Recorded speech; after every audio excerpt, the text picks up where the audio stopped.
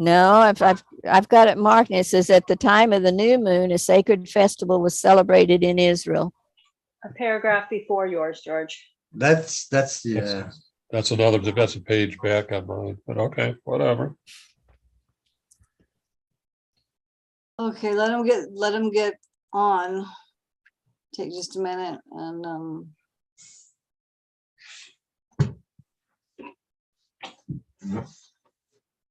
we actually have Solomon on right now.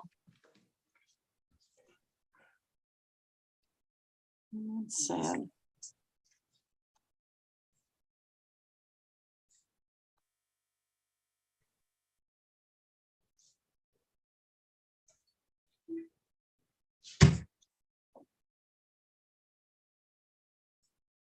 It's pretty fast on YouTube, but it takes a little bit sometimes on Roku. Tell you a funny thing with the new moon and all that that's coming up in the festivals. We're having our biannual debate because some people are a day ahead of us and what we celebrate, and they're putting out their calendars and all that. And then miraculously, and I want to see how it happens, next year we're all on the same dates again. So how does it catch up? Is it leap year, leap moon, leap from new moon? Just depends on when they think they see it, I guess. Well, it's all based on new moon. I don't care which one you talk to. They all say it's a new moon. And it's kind of hard to mess up the new moon. Well, they have different ways of looking at it. Some do it dark. I think you need to have a witness. We do it when it's visible, but okay, we're ready. So go ahead. Let's. Any prayer, Dave? Sure. Heavenly Father, once again, we're so blessed to come to be able to study and to learn more about what the prophets and patriarchs did. And maybe we can learn some lessons from them. You know, the world's a crazy place right now, so we need to know all the information you have for us. So let the Holy Spirit guide us in the study, and we just pray that everyone will receive a blessing. So thank you so much for another wonderful day. In your son, Yeshua's name I pray. Amen. At the time of the new moon, a sacred festival was celebrated in Israel. This festival recurred upon the day following the interview between David and Jonathan. At this feast, it was expected that both the young men would appear at the king's table. But David feared to be present, and it was arranged that he should visit his brothers in Bethlehem. On his return, he was to hide himself in a field not far from the banqueting hall, for 3 days absenting himself from the presence of the king. And Jonathan would note the effect upon Saul. If inquiry should be made as to the whereabouts of the son of Jesse, Jonathan was to say that he had gone home to attend the sacrifice offered by his father's household.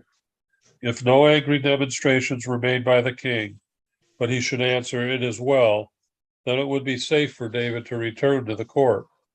But if he should become enraged in his absence, it would decide the matter of David's flight. On the first day of the feast, the king made no inquiry concerning the absence of David. But when his place was vacant the second day, he questioned, "Wherefore cometh not the son of Jesse to meet, neither yesterday nor today?" And Jonathan answered Saul, "David earnestly asked leave of me to go to Bethlehem. And he said, Let me go, I pray thee, for our family has a sacrifice in the city. And my brother, he has commanded me to be there. And now if I found favor in thine eyes, let me get away, I pray thee, and see my brethren. Therefore he cometh not unto the king's table." When Saul heard these words, his anger was ungovernable. He declared that as long as David lived, Jonathan could not come to the throne of Israel, and he demanded that David should be sent for immediately, that he might be put to death. Jonathan again made intercession for his friend, pleading, "Wherefore shall he be slain? What has he done?" This appeal to the king only made him more satanic in his fury, and the spear which he had intended for David he now hurled at his own son. The prince was grieved and indignant, and leaving the royal presence, he was no more a guest at the feast. His soul was bowed down with sorrow as he repaired at the appointed time to the spot where David was to learn of the king's intentions toward him. Each fell upon the other's neck, and they wept bitterly. The dark passion of the king cast its shadow upon the life of the young men, and their grief was too intense for their expression. Jonathan's last words fell upon the ear of David as they separated to pursue their different paths. Go in peace, for as much as we have sworn, both of us, in the name of the Lord, saying, the Lord be between me and thee, and between my seed and thy seed forever. The king's son returned to Gibeah, and David hastened to reach Nob, a city but a few miles distant, and also belonging to the tribe of Benjamin. The tabernacle had been taken to this place from Shiloh, and here Ahimelech the high priest ministered. David knew not whether to flee for refuge, except to the servant of God. The priest looked upon him with astonishment, as he came in haste and apparently alone, with a countenance marked by anxiety and sorrow. He inquired what had brought him there. The young man was in constant fear of discovery, and in his extremity he resorted to deception.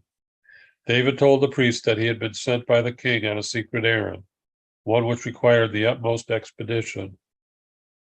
Here he manifested a want of faith in God, and his sin resulted in causing the death of the high priest.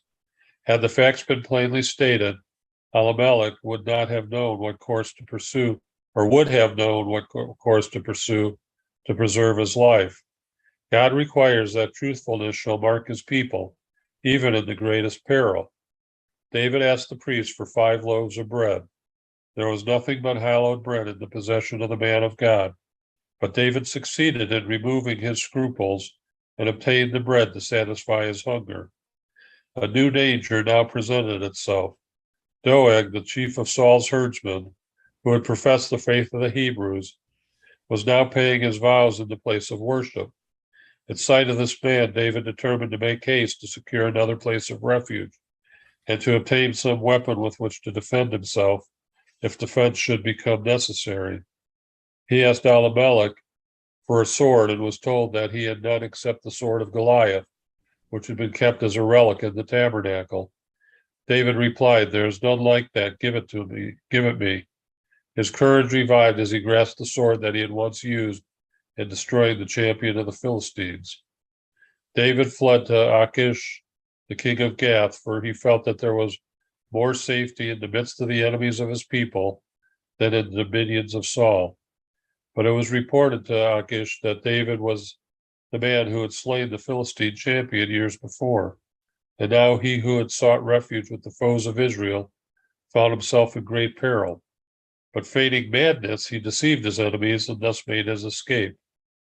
The first error of David was his distrust of God at Nob, and his second mistake was his deception before Achish. David had displayed noble traits of character, and his moral worth had won him favor with the people. But as trial came upon him, his faith was shaken, and human weakness appeared. He saw in every man a spy and a betrayer. In a great emergency, David had looked up to God with a steady eye of faith and had vanquished the Philistine giant. He believed in God, he went in his name, but as he had been hunted and persecuted, perplexity and distress had nearly hidden the Heavenly Father from his sight. Yet this experience was serving to teach David wisdom, for it led him to realize his weakness and the necessity of constant dependence upon God. Oh, how precious is the sweet influence of the Spirit of God as it comes to depressed or despairing souls, encouraging the faint-hearted, strengthening the feeble, and imparting courage and help to the tried servants of the Lord. Oh, what a God is ours, who deals gently with the erring and manifests his patience and tenderness in adversity, and when we are overwhelmed with some great sorrow. Every failure on the part of the children of God is due to their lack of faith. When shadows encompass the soul, when we want light and guidance, we must look up. There is light beyond the darkness. David ought not to have distrusted God for one moment. He had cause for trusting in him. He was the Lord's anointed. In the midst of danger, he had been protected by the angels of God. He had been armed with courage to do wonderful things, and if he had but removed his mind from the distressing situation in which he was placed, and had thought of God's power and majesty, he would have been at peace even in the midst of the shadow of death. He could with confidence have repeated the promise of the Lord. The mountains shall depart and the hills be removed, but my kindness shall not depart from thee. Neither shall the covenant of my peace be removed. Okay, let's let Julie read for a while. Among the mountains of Judah, David sought refuge from the pursuit of Saul. He made good his escape to the cave of Adullam, a place that, with a small force, could be held against a large army. And when his brethren and all his father's house heard it, they went down thither to him. The family of David could not feel secure, knowing that at any time the unreasonable suspicions of Saul might be directed against them on account of their relation to David. They had now learned what was coming to be generally known to Israel, that God had chosen David as the future ruler of his people. And they believed that they would be safer with him, even though he was a fugitive in a lonely cave, than they could be while exposed to the insane madness of a jealous king. In the cave of Adullam, the family were united in sympathy and affection. The son of Jesse could make melody with voice and harp as he sang, "Behold how good and how pleasant it is for brethren to dwell together in unity." He had tasted the bitterness of distrust on the part of his own brothers, and the harmony that had taken the place of discord brought joy to the exile's heart. It was here that David composed the 57th Psalm. It was not long before David's company was joined by others who desired to escape the exactions of the king. There were many who had lost confidence in the ruler of Israel, for they could see that he was no longer guided by the Spirit of the Lord. And every one that was in distress, and every one that was in debt, and every one that was discontented resorted to David. And he became a captain over them, and there were with him about 400 men. Here David had a little kingdom of his own, and in it order and discipline prevailed. But even in his retreat in the mountains, he was far from feeling secure, for he received continual evidence that the king had not relinquished his murderous purpose. He found a refuge for his parents at the king of Moab, and then, at a warning of danger from the prophet of the Lord, he fled from his hiding place to the forest at Hereth. The experience through which David was passing was not unnecessary or fruitless. God was giving him a course of discipline to fit him to become a wise general, as well as a just and merciful king. With his band of fugitives, he was gaining a preparation to take up the work that Saul, because of his murderous passion and blind indiscretion, was becoming wholly unfitted to do. Men cannot depart from the counsel of God and still retain that calmness and wisdom which will enable them to act with justice and discretion. There is no insanity so dreadful, so hopeless, as that of following human wisdom, unguided by the wisdom of God. Saul had been preparing to ensnare and capture David in the cave of Adullam, and when it was discovered that David had left this place of refuge, the king was greatly enraged. The flight of David was a mystery to Saul. He could account for it only by the belief that there had been traitors in his camp who had informed the son of Jesse of his proximity and design. He affirmed to his counselors that a conspiracy had been formed against him, and with the offer of rich gifts and positions of honor, he bribed them to reveal who among his people had befriended David. Doeg, the Edomite, turned informer. Moved by ambition and avarice, and by hatred of the priest who had reproved his sins, Doeg reported David's visit to Ahimelech, representing the matter in such a light as to kindle Saul's anger against the man of God. The words of that mischievous tongue, set on fire of hell, stirred up the worst passions in Saul's heart. Maddened with rage, he declared that the whole family of the priests should perish. And the terrible decree was executed. Not only Ahimelech, But the members of his father's house, 75 persons that did wear a linen ephod, were slain at the king's command by the murderous hand of Doeg. And Nob, the city of the priests, smote he with the edge of the sword, both men and women, children and sucklings, and oxen and asses and sheep. This is what Saul could do under the control of Satan. When God had said that the iniquity of the Amalekites was full and had commanded him to destroy them utterly, he thought himself too compassionate to execute the divine sentence, and he spared that which was devoted to destruction. But now, without a command from God, under the guidance of Satan, he could slay the priests of the Lord and bring ruin upon the inhabitants of Nob. Such is the perversity of the human heart that has refused the guidance of God. This deed filled all Israel with horror. It was the king whom they had chosen that had committed this outrage, and he had only done after the manner of the kings of other nations that feared not God. The ark was with them, but the priests of whom they had inquired were slain with the sword. What would come next? Okay, you want to go, Marty? After Saul's atrocious slaughter of the priest of the Lord, one of the sons of Ahimelech, the son of Ahitub, named Abiathar, escaped and fled after David. And Abiathar showed David that Saul had slain the Lord's priest. And David said unto Abiathar, I knew it that day when Doeg the Edomite was there, and he would surely tell Saul, I have occasioned the death of all the persons of thy father's house. Abide thou with me, fear not, for he that seeketh my life seeketh thy life. But with me thou shalt be in safeguard. Still haunted by the king, David found no place of rest or security. At Keilah, his brave band saved the town from capture by the Philistines, but they were not safe even among the people whom they had delivered. From Keilah, they repaired to the wilderness of Ziph. At this time, when there were so few bright spots in the path of David, he was rejoiced to receive an unexpected visit from Jonathan, who had learned the place of his refuge. Precious were the moments which these two friends passed in each other's society.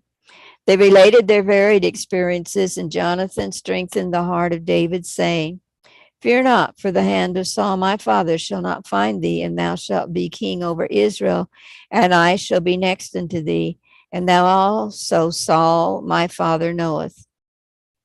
As they talked of the wonderful dealings of God with David and the hunted fugitive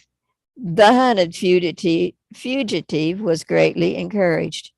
And they too made a covenant before the Lord, and David abode in the wood, and Jonathan went to his house. After the visit of Jonathan, David encouraged his soul with songs of praise, accompanying his voice with his harp as he sang. In the Lord put I my trust. How say ye to my soul, flee as a bird to your mountain, or lo, the wicked bend his bow. They make ready their arrow upon the string, then they may privately shoot at the upright in heart.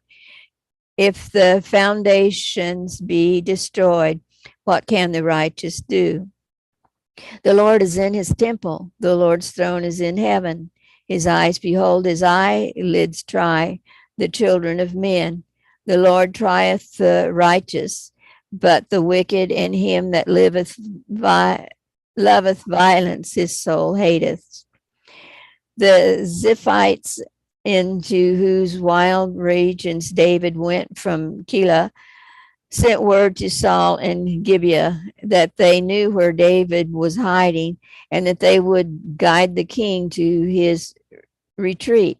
But David, warned of their intentions, changed his position, seeking refuge in the mountains between Maon and the Dead Sea. Again, word was sent to Saul, behold, David is in the wilderness of En-gedi.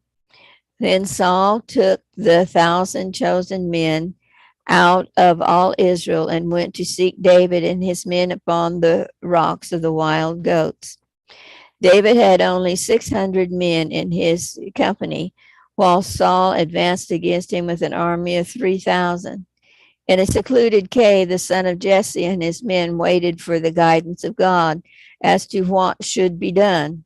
As Saul was pressing his way up the mountain, he turned aside and entered alone the very cavern in which David and his band were hidden. When David's men saw this, they urged their leader to kill Saul.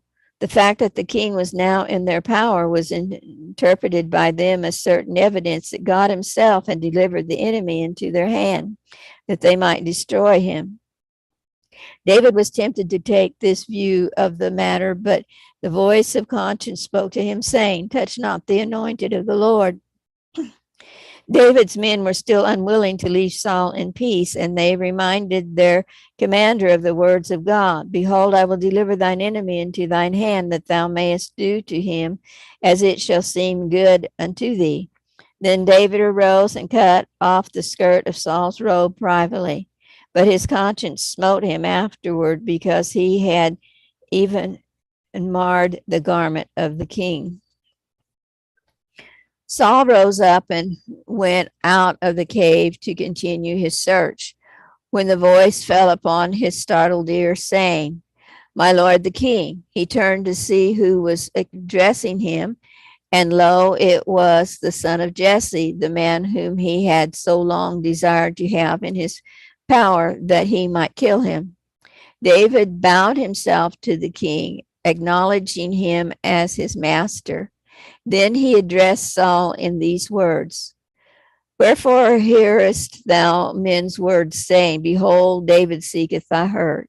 Behold, this day thine eyes have seen how the Lord hath delivered thee today into mine hand in the cave. And some bade me kill thee, but mine eye spared thee. And I said, I will not put forth my hand against my Lord, for he is the Lord's anointed.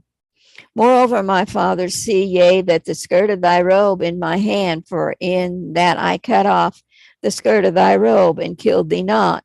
Know thou and see that there is neither evil nor transgression in mine hand, and I have not sinned against thee, yet thou huntest my soul to take it.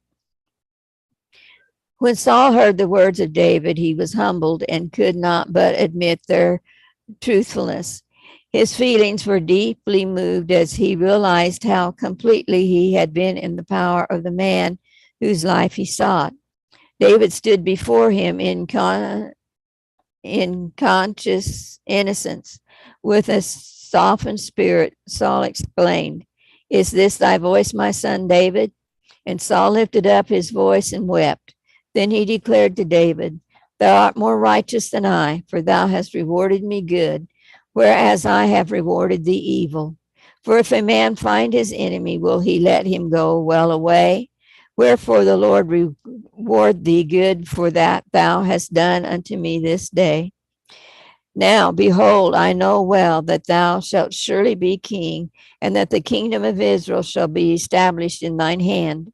And David made a covenant with Saul, and when this should take place, he would favorably regard the house of Saul and not cut off his name.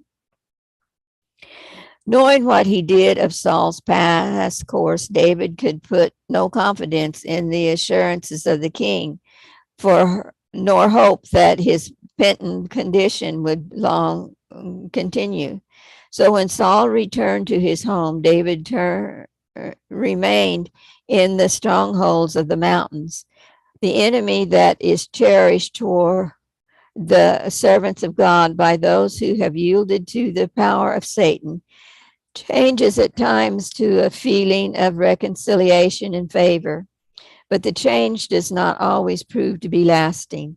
After evil-minded men have engaged in doing and saying wicked things against the Lord's servant, The conviction that they have been in the wrong sometimes takes deep hold upon their minds. The Spirit of the Lord strives with them, and they humble their hearts before God and before those whose influence they have sought to destroy, and they may change their course toward them. But as they again open the door to the suggestions of the evil one, the old doubts are revived, the old enemy is awakened, and they return to engage in the same work which they repented of and for a time abandoned. Again, they speak evil, accusing and condemning in the bitterest manner the very ones of whom they made most humble confession. Satan can use such words with far greater power after such a course has been pursued than he could before, because they have sinned against greater light. Okay, thank you, Marty. You want to read, Sandy? Okay. And Samuel died, and all the Israelites were, wait, am I on? Yes. Okay. Yeah. And Samuel died, and all the Israelites were gathered together and lamented him and buried him in his house at Ramah.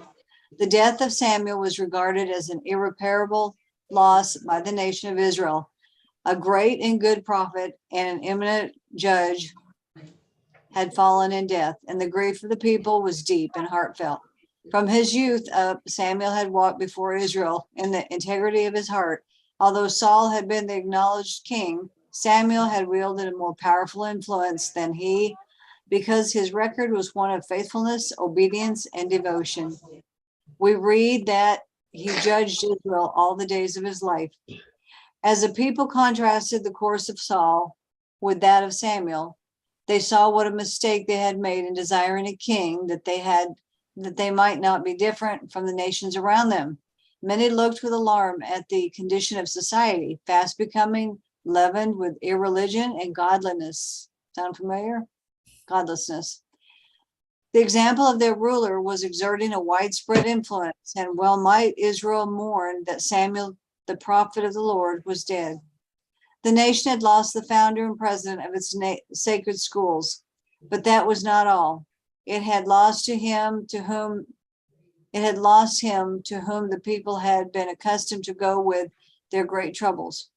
Lost one who had constantly interceded with God on behalf of the best interest of its people. The intercession of Samuel had given a feeling of security, for the effectual fervent prayer of a righteous man availeth much. The people felt now that God was forsaking them. The king seemed little less than a madman. Justice was perverted, and order was turned to confusion.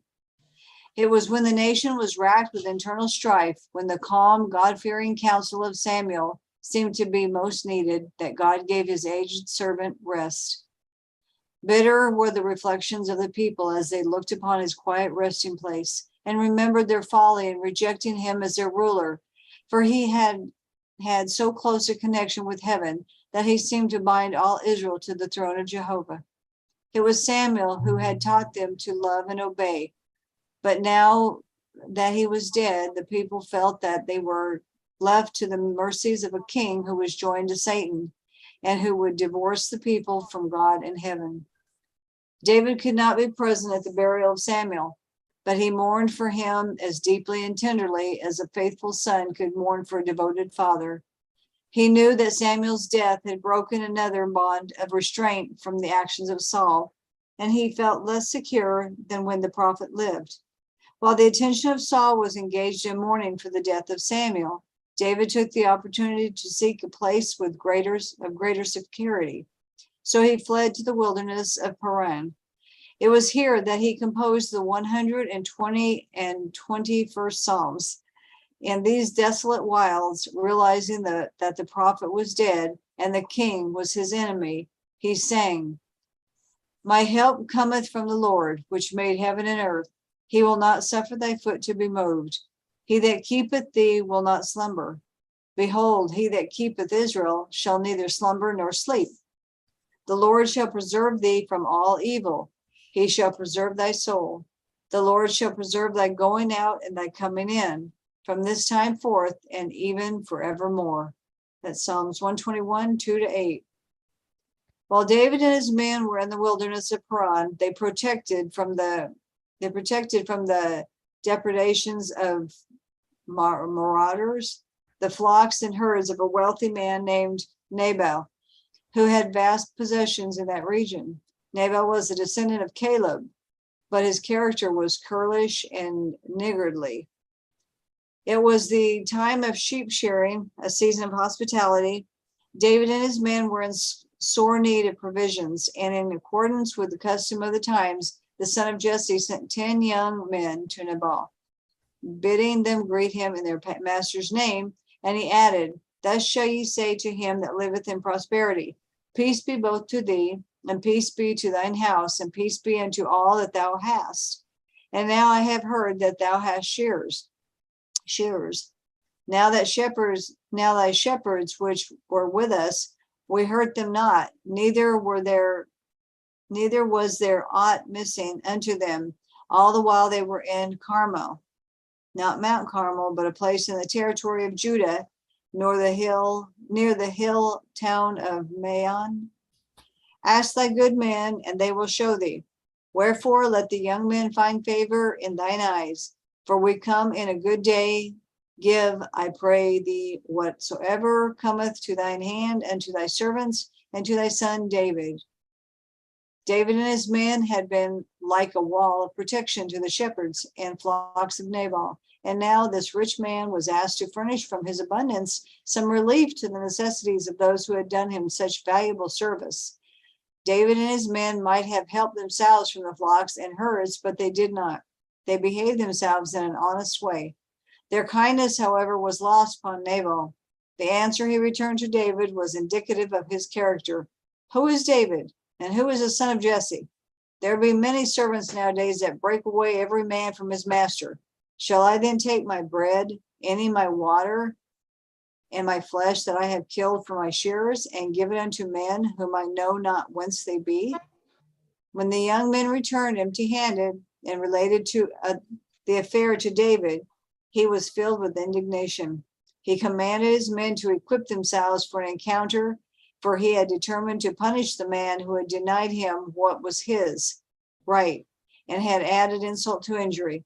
This impulsive movement was more in harmony with the character of Saul than with that of David, but the son of Jesse had yet to learn of patience in the school of affliction. One of Nabal's servants hastened to Abigail, the wife of Nabal, after he had dismissed David's young men, and told her what had happened. Behold, he said, David sent messengers out of the wilderness to salute our master, and he railed on them. But the men were very good unto us, and we were not hurt, neither missed we anything, as long as we were conversant with them when we were in their fields. They were a wall unto us both by night and day, all the while we were with them keeping the sheep. Now therefore know and consider what thou wilt do, for evil is determined against our master and against all his household. Without consulting her husband or telling him of her intention, Abigail made up an ample supply of provisions, which laded upon asses. She sent forward in the charge of servants, and herself started out to meet the band of David. She met them in a covert of a hill. And when Abigail saw David, she hasted and lighted off the ass and fell before David on her face and bowed herself to the ground and fell at his feet and said, Upon me, my Lord, upon me let this iniquity be, and let thine handmaid, I pray thee, speak in thine audience. Abigail addressed David with as much reverence as though speaking to a crowned monarch. Nabal had scornfully exclaimed, Who is David? But Abigail called him my Lord. With kind words, she sought to soothe his irritated feelings, and she pleaded with him in behalf of her husband. With nothing of ostentation or pride, but full of the wisdom and love of God, Abigail revealed the strength of her devotion to her household, and she made it plain to David that the unkind course of her husband was in no wise premeditated against him as a personal affront, but was simply the outburst of an unhappy and selfish nature. Okay, David, You want somebody me to take wanna- over? Okay. Go ahead. Now therefore, my Lord, as the Lord liveth, and as thy soul liveth, seeing the Lord hath withholden thee from coming to shed blood, and from avenging thyself with thine own hand, now let thine enemies and they that seek evil do, I lost my place, and seek evil to my Lord be as Nabal. Abigail did not take to herself the credit of this reasoning to turn David from his hasty purpose, but gave to God the honor and the praise. She then offered her rich provision as a peace offering to the men of David, and still pleaded as if she herself were the one who had so excited the resentment of the chief. I pray thee, she said, forgive the trespass of thine handmaid, for the Lord will certainly make my Lord a sure house, because my Lord fighteth the battles of the Lord, and evil hath not been found in thee all thy days. Abigail presented by implication the course that David ought to pursue. He should fight the battles of the Lord.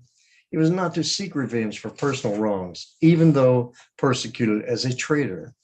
She continued, though man be risen up to pursue thee and to seek thy soul, yet the soul of my Lord shall be bound in the bundle of life with the Lord thy God.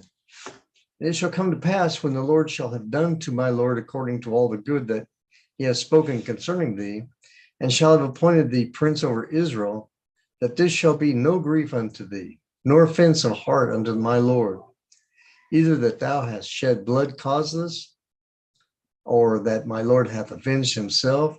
And when the Lord shall have dwelt well with my Lord, then remember thine handmaid. These words could have come only from the lips of one who had partaken of the wisdom from above.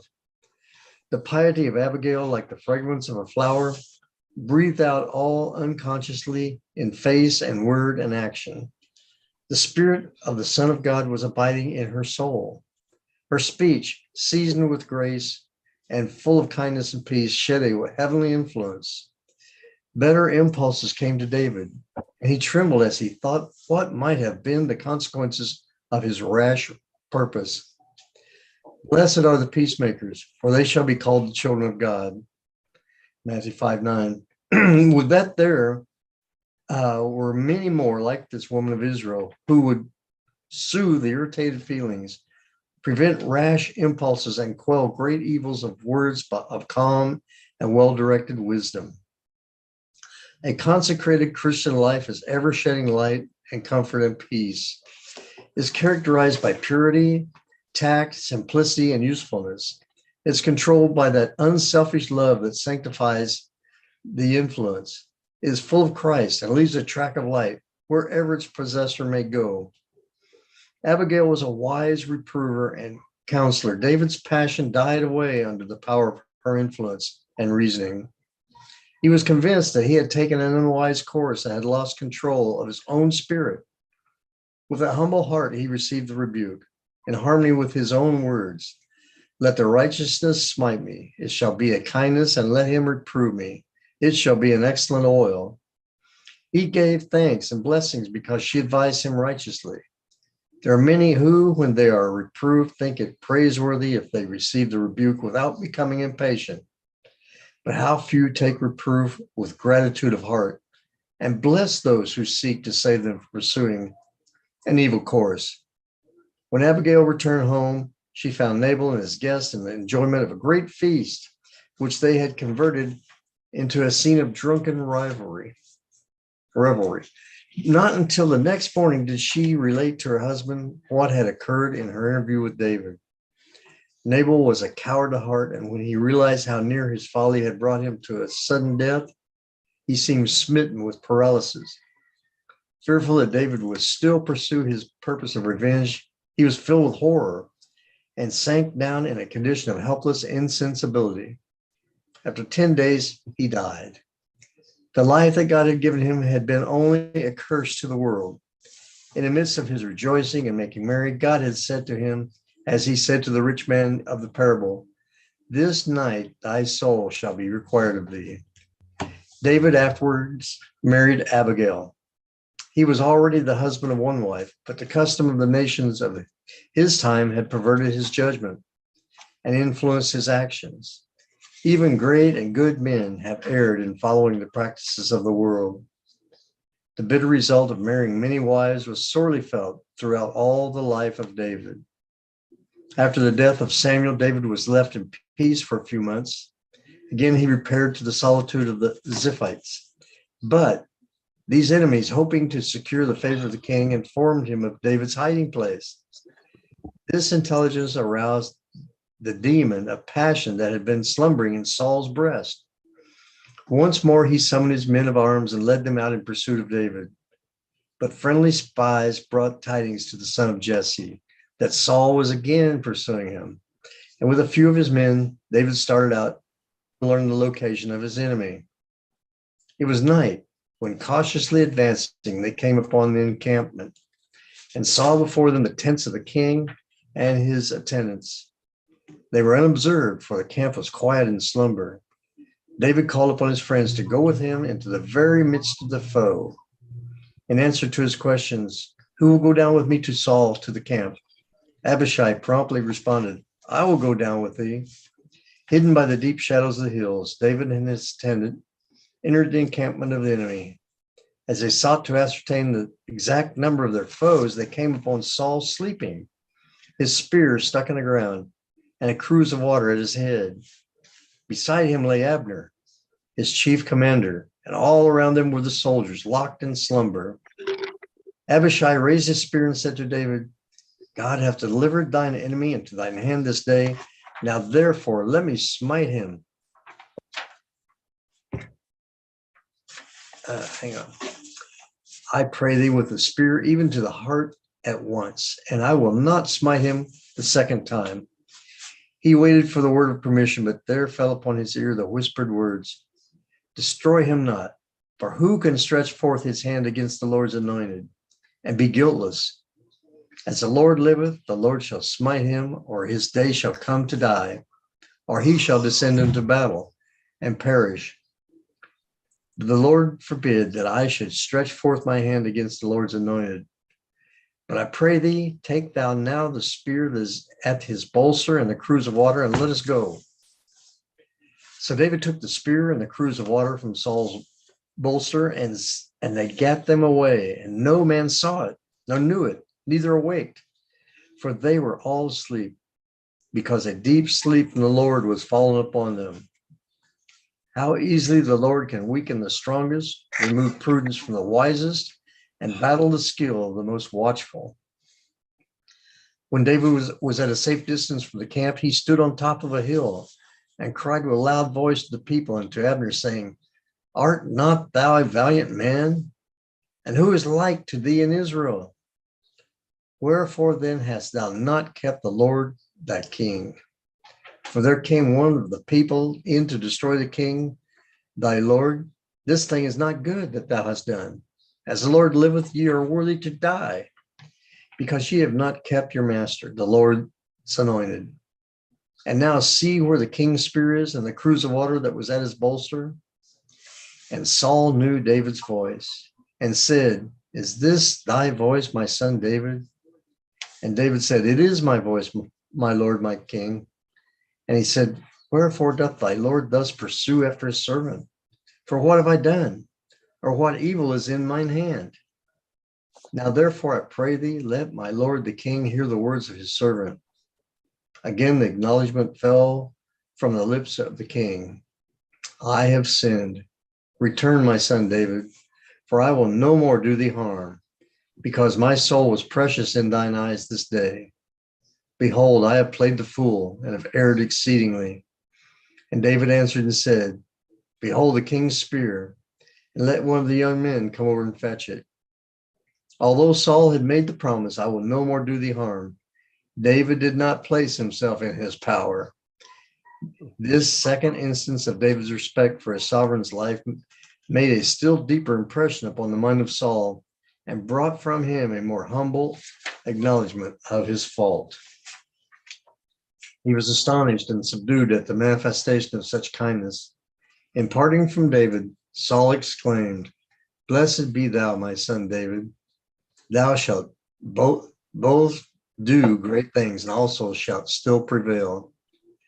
But the son of Jesse had no hope that the king would long continue in this frame of mind. You want to read now, George? Yeah, I'll finish off the chapter. Okay, great. David despaired of a reconciliation with Saul. It seemed inevitable that he should at last fall a victim to the malice of the king, and he determined again to seek refuge in the land of the Philistines. With 600 men under his command, he passed over to Achish, the king of Gath. David's conclusion that Saul would certainly accomplish his murderous purpose was formed without the counsel of God. Even while Saul was plotting and seeking to accomplish his destruction, the Lord was working to secure David the kingdom. God works out his plans, though no human eyes, though to human eyes they are veiled in mystery. Men cannot understand the ways of God. And looking at appearances, they interpret the trials and tests and provings that God permits to come upon them as things that are against them, and that will only work their ruin. Thus David looked on appearances and not at the promises of God. He doubted that he would ever come to the throne. Long trials had wearied his faith and exhausted his patience. The Lord did not send David for protection to the Philistines, the most bitter foes of Israel. This very nation would be among his worst enemies to the last, and yet he had fled to them for help in his time of need. Having lost all confidence in Saul and in those who served him, he threw himself upon the mercies of the enemies of his people. David was a brave general and had proved himself a wise and successful warrior, but he was working directly against his own interests when he went to the Philistines. God had appointed him to set up his standard in the land of Judah, and it was one of faith that led him to forsake his post of duty without a command from the Lord. God was dishonored by David's unbelief. The Philistines had feared David more than they had feared Saul and his armies, and by placing himself under the protection of the Philistines, David discovered to them the weakness of his own people. Thus he encouraged these relentless foes to oppress Israel. David had been anointed to stand in defense of the people of God, and the Lord would not have his servants give encouragement to the wicked by disclosing the weakness of his people or by an appearance of indifference to their welfare. Furthermore, the impression was received by his brethren that he had gone to the heathen to serve their gods. By this act, he gave occasion for misconstruing his motives, and many were led to hold prejudice against him. The very thing that Satan desired to have him do, he was led to do, for in seeking refuge among the Philistines, David caused great exultation to the enemies of God and his people. David did not renounce his worship of God, nor cease his devotion to his cause, but he sacrificed his trust in him to his personal safety, and thus tarnished the upright and unfaithful and the faithful character that God requires his servants to possess. David was cordially received by the king of the Philistines. The warmth of this reception was partly due to the fact that the king admired him, and partly to the fact that it was flattering to his vanity to have a Hebrew seek his protection. David felt secure from betrayal in the dominions of Achish. He brought his family, his household, and his possessions, as did also his men, and to all appearances, he had come to settle permanently in the land of Philistia. All this was gratifying to Achish, who promised to protect the fugitive Israelites. At David's request for a residence in the country, removed from the royal city, the king graciously granted Ziklag as a possession. David realized that it would be dangerous for himself and his men to be under the influence of idolaters. At a town wholly separated for their use, they might worship God with more freedom than they could if they remained in Gath, where the heathen rites could not but prove a source of evil and annoyance. While dwelling in this isolated town, David made war upon the Geshurites, the Gazites, and the Amalekites, and he left none alive to bring tidings to Gath. When he returned from battle, he gave Achish to understand that he had been warring against those of his own nation, the men of Judah. By this dissembling, he was the means of strengthening the hand of the Philistines. For the king said, "He hath made his people Israel utterly to abhor him. Therefore he shall be a servant forever." David knew that it was the will of God that those heathen tribes should be destroyed, and he knew that he was appointed to do this work. but he was not walking in the counsel of God when he practiced deception. And it came to pass in those days that the Philistines gathered their armies together for warfare to fight with Israel. And Achish said unto David, Know thou assuredly that thou shalt go out with me to battle, thou and thy men. David had no intention of lifting his hand against his people, but he was not certain as to what course he would pursue until circumstances should indicate his duty. He answered the king evasively and said, Surely thou shalt know what thy servant can do. Achish understood these words as a promise of assistance in the approaching war and pledged his word to bestow upon David great honor and give him a high position at the Philistine court. But although David's faith had staggered somewhat at the promises of God, he still remembered that Samuel had anointed him king of Israel. He recalled the victories that God had given him over his enemies in the past.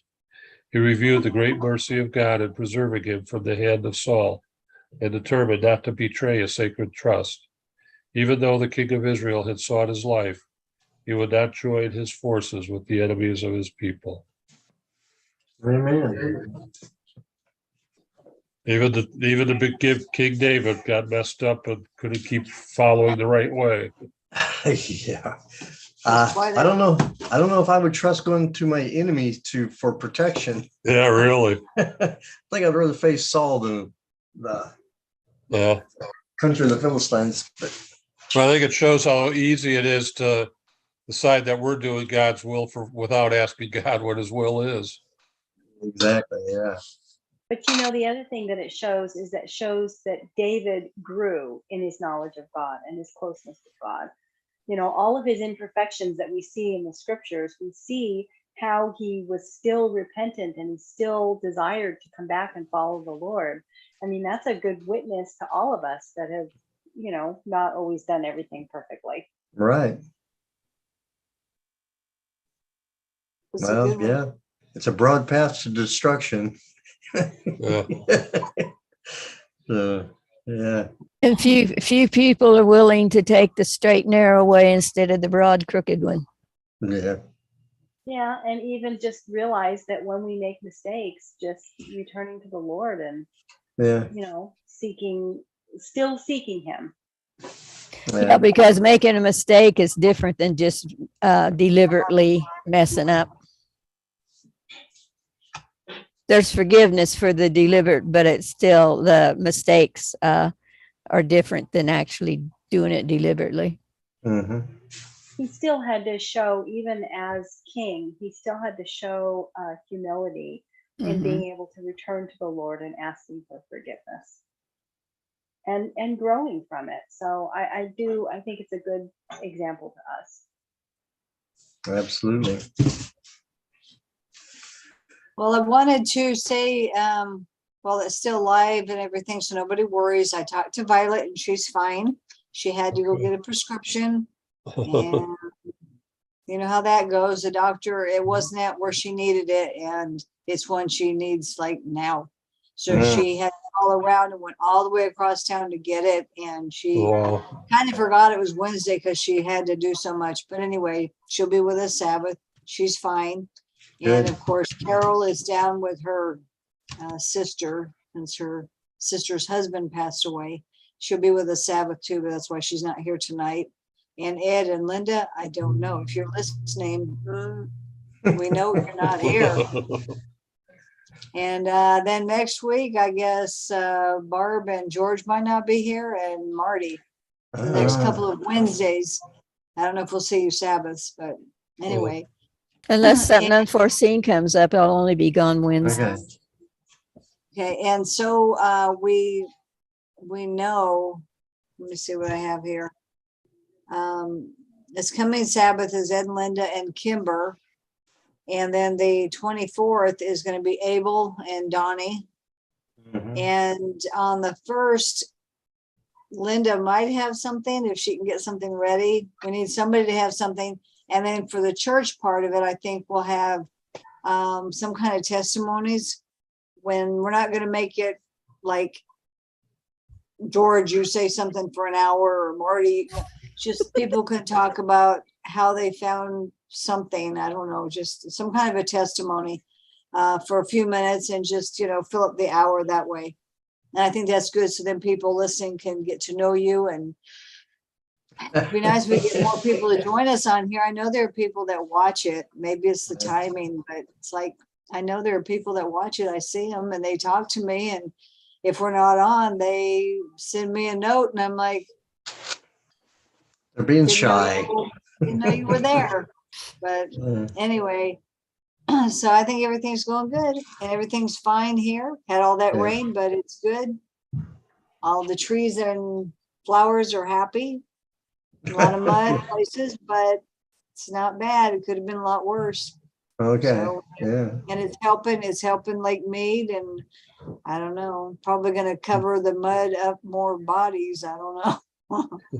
Down the lake, but quit Okay. finding them. But anyway, so everything's good here, and we're working on tabernacles, and we'll probably have maybe 3 a day, maybe 4, but we'll just do it in the morning, and we might have something in the afternoon, sometimes live. People can just talk and everything. We might have a health thing going on in the afternoon from here, if we have somebody here, I don't know. But keep that in mind and we'll see what happens.